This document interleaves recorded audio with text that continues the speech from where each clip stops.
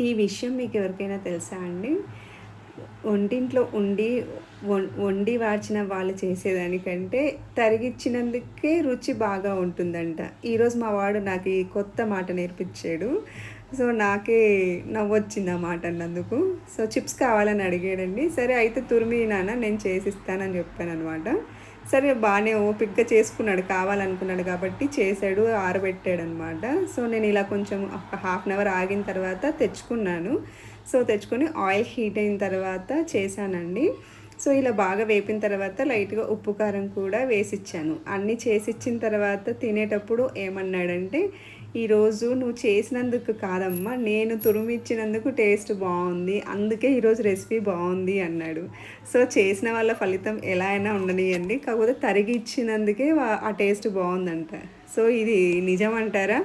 మీకేమనిపించిందో చెప్పండి. So, recipe కూడా బావుంది కదండీ! చిప్స్ కూడా ఇంట్లోనే చాలా సింపుల్‌గా చేసుకోవచ్చు.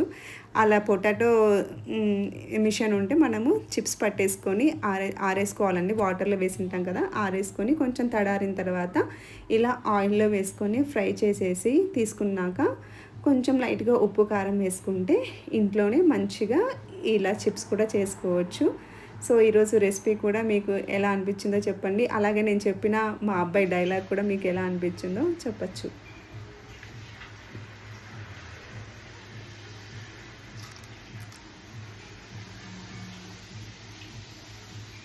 అమ్మ ఇంకొకటి చిప్స్ ఇంత టేస్ట్‌గా రావడానికి కారణం నేను తురిమినాను కాబట్టి.